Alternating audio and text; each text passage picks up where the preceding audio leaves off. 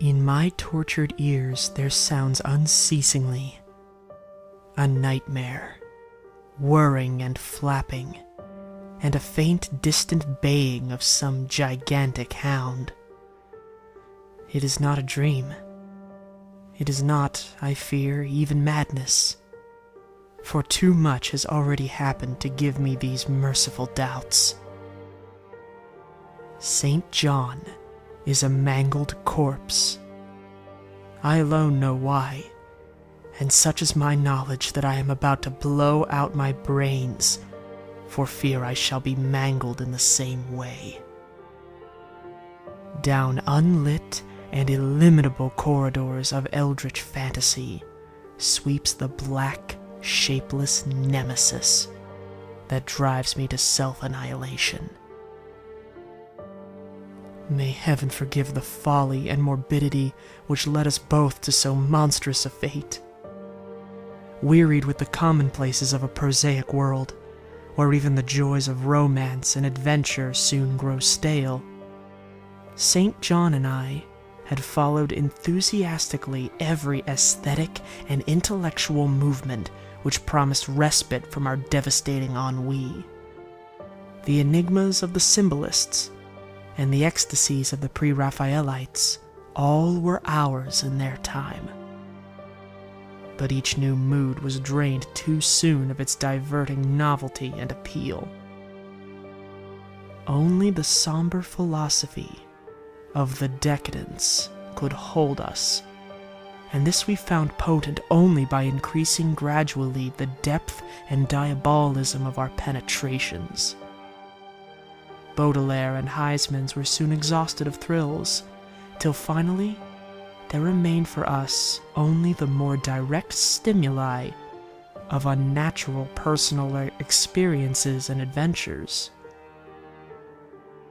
It was this frightful emotional need which led us eventually to that detestable course which even in my present fear I mention with shame and timidity. That hideous extremity of human outrage. The abhorred practice of grave robbing. I cannot reveal the details of our shocked expeditions, or catalog even partly the worst of the trophies adorning the nameless museum we prepared in the great stone house where we jointly dwelt, alone and servantless. Our museum was a blasphemous, unthinkable place, where with the satanic taste of neurotic virtuosi, we had assembled a universe of terror and decay to excite our jaded sensibilities. It was a secret room, far, far underground, where huge winged demons, carven of basalt and onyx, vomited from wide, grinning mouths weird green and orange light, and hidden pneumatic tubes ruffled into kaleidoscopic dances of death, the lines of red charnel things hand in hand woven in voluminous black hangings.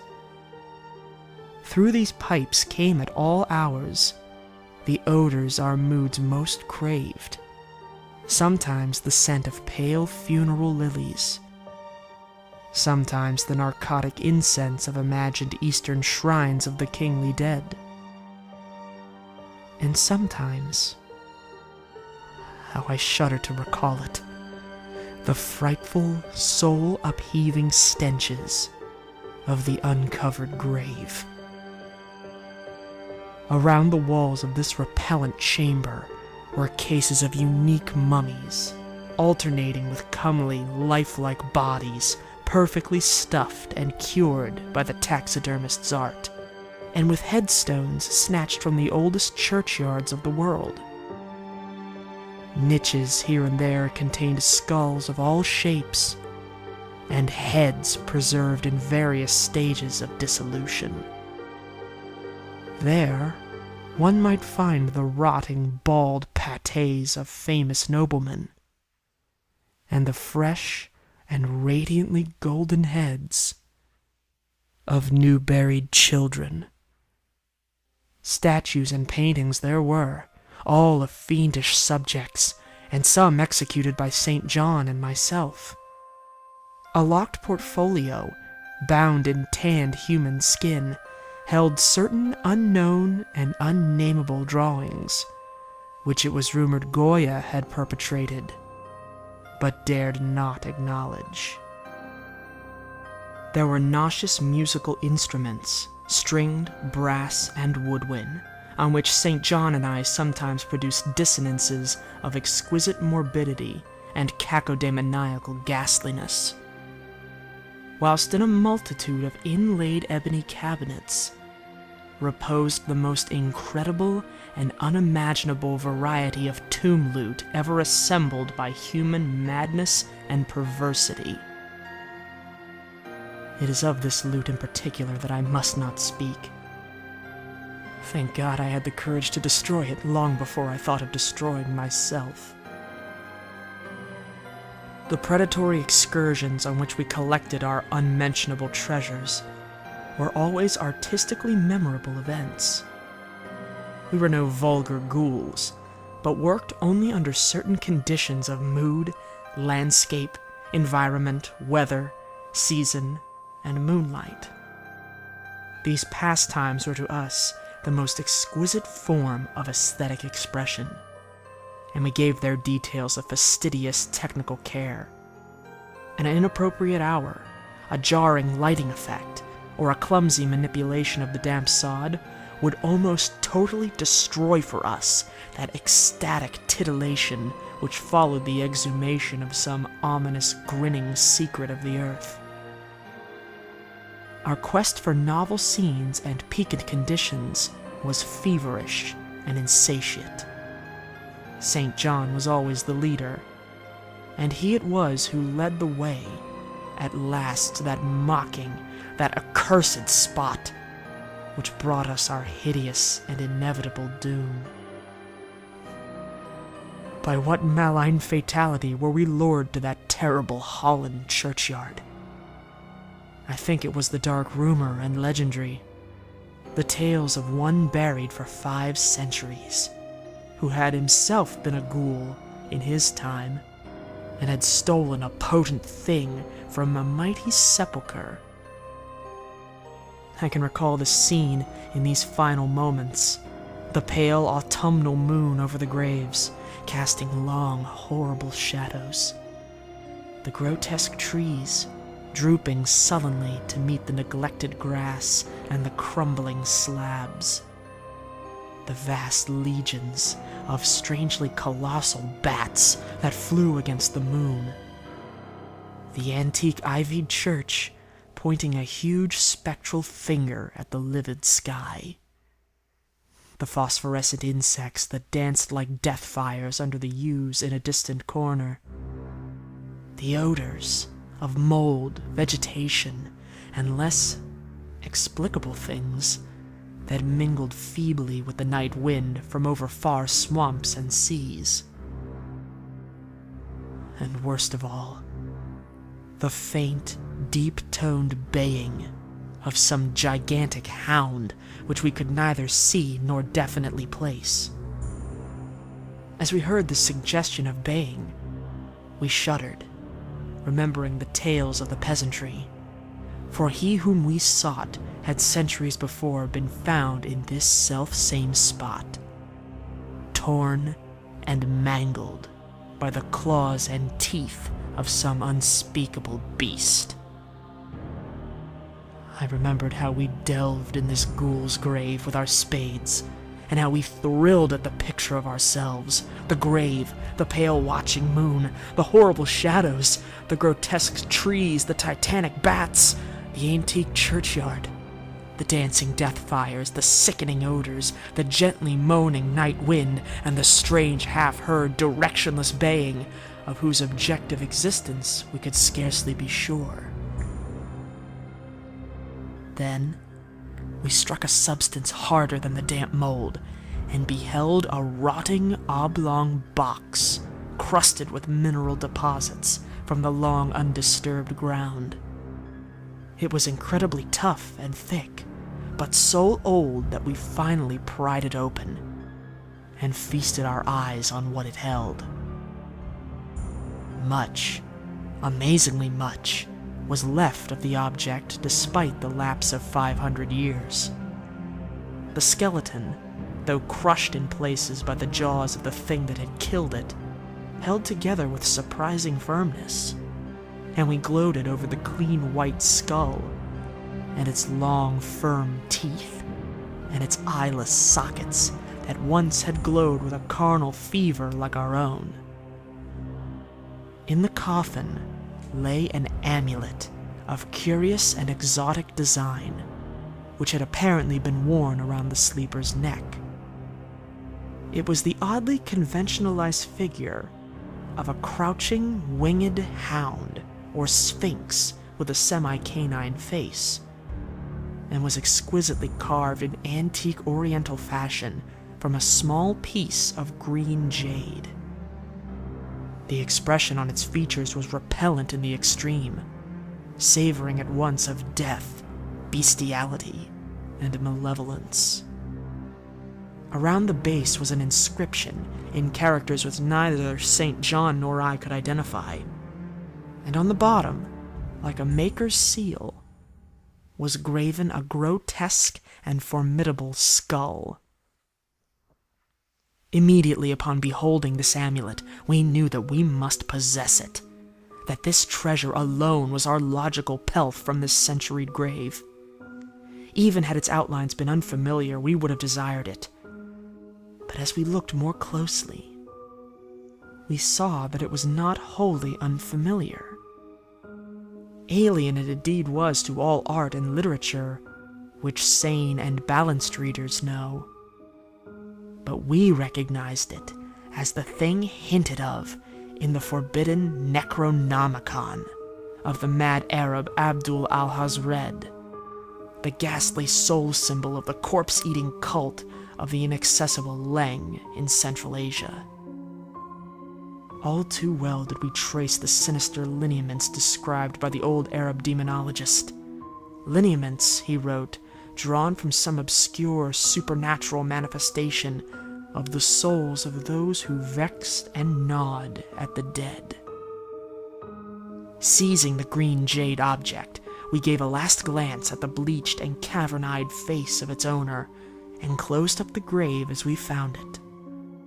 As we hastened from that abhorrent spot, the stolen amulet in St. John's pocket, we thought we saw the bats descend in a body to the earth we had so lately rifled, as if seeking for some cursed and unholy nourishment. But the autumn moon shone weak and pale, and we could not be sure. So, too, as we sailed the next day away from Holland to our home, we thought we heard the faint, distant baying of some gigantic hound in the background. But the autumn wind moaned sad and wan, and we could not be sure.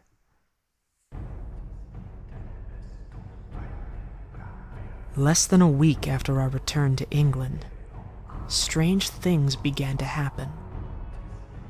We lived as recluses, devoid of friends, alone, and without servants, in a few rooms of an ancient manor house on a bleak and unfrequented moor, so that our doors were seldom disturbed by the knock of the visitor.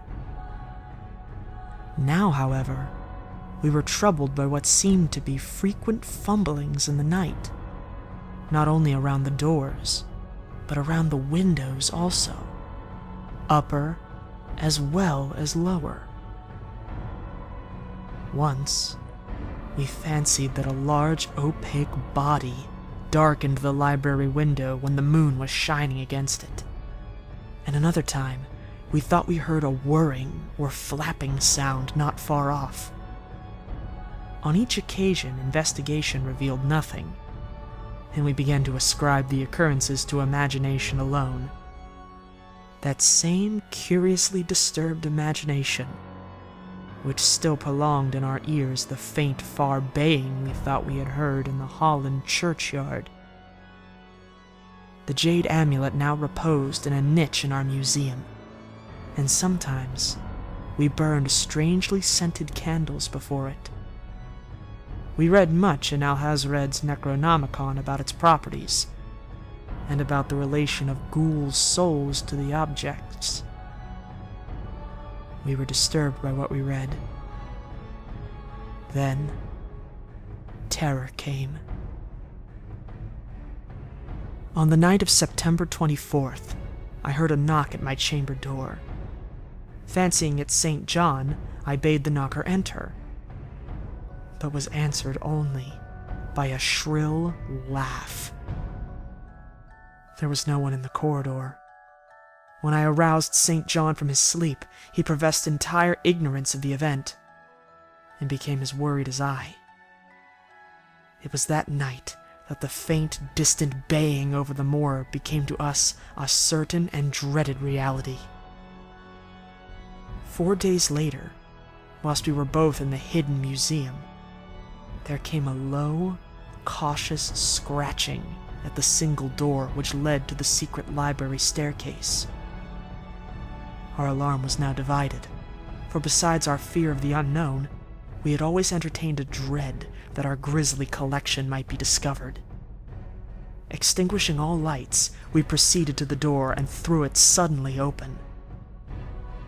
Whereupon, we felt an unaccountable rush of air, and heard, as if receding far away, a queer combination of rustling, tittering, and articulate chatter.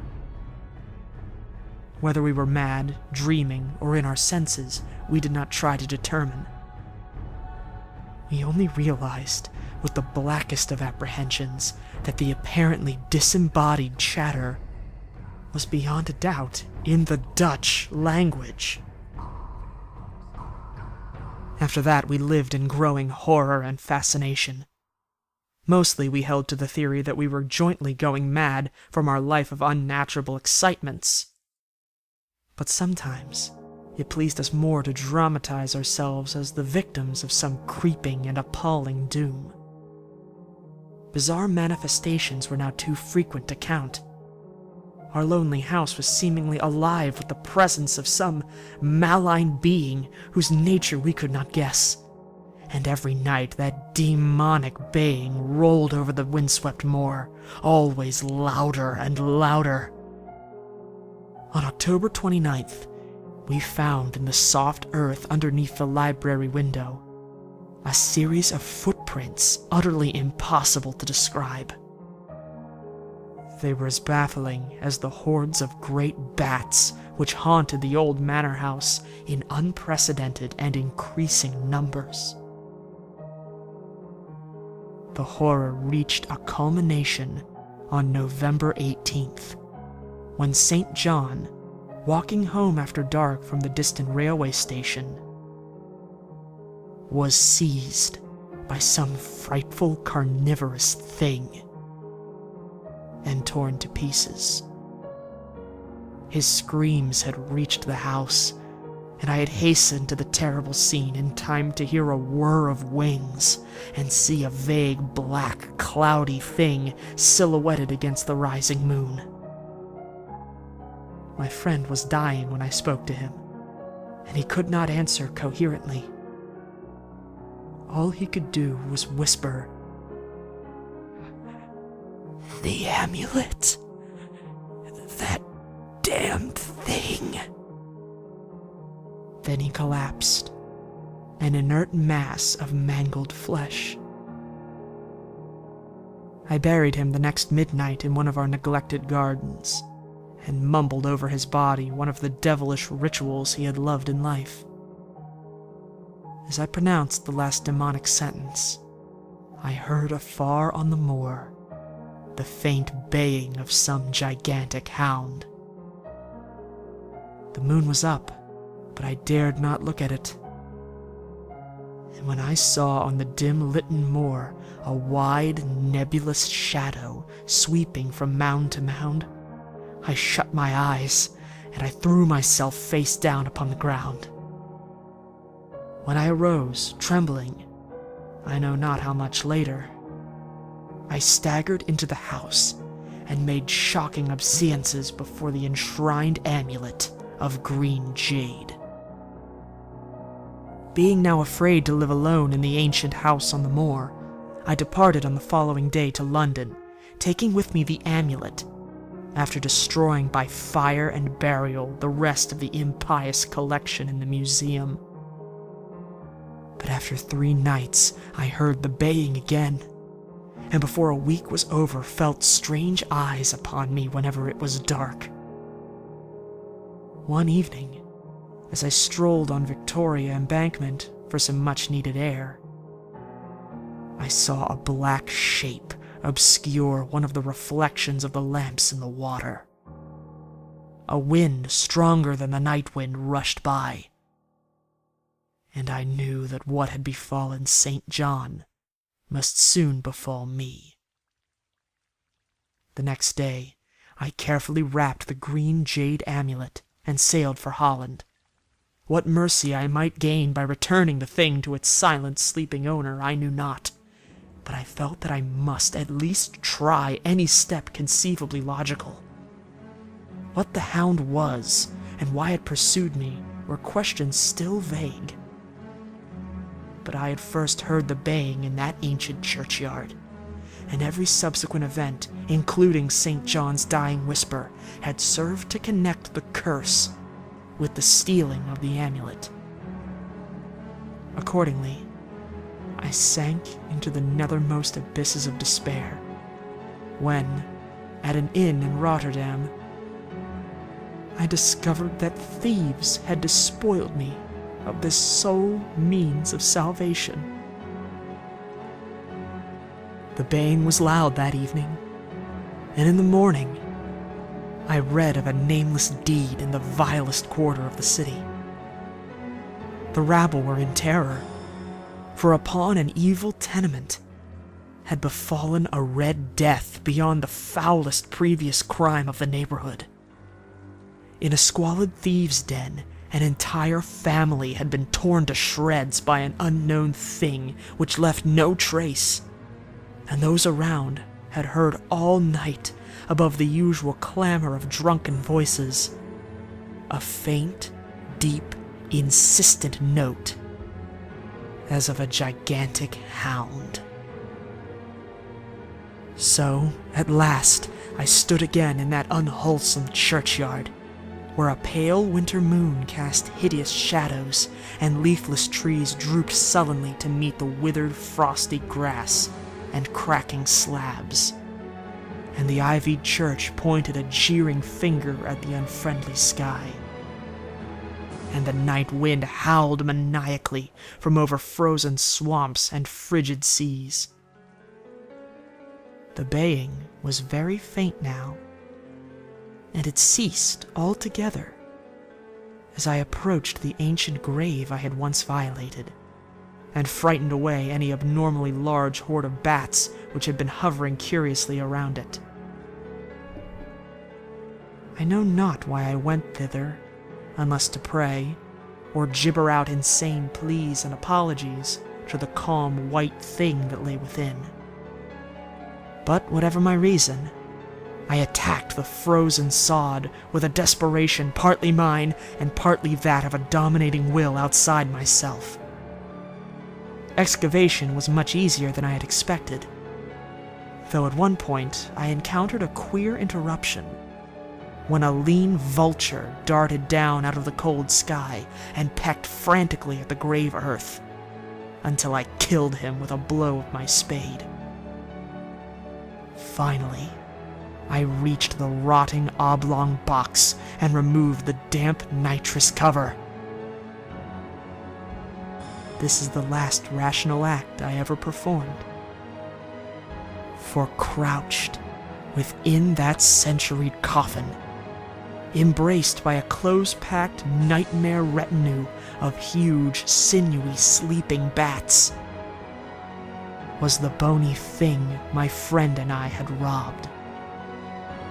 not clean and placid as we had seen it then, but covered with caked blood and shreds of alien flesh and hair, and leering sentiently at me with phosphorescent sockets and sharp, ensanguined fangs, yawning twistedly in mockery of my inevitable doom.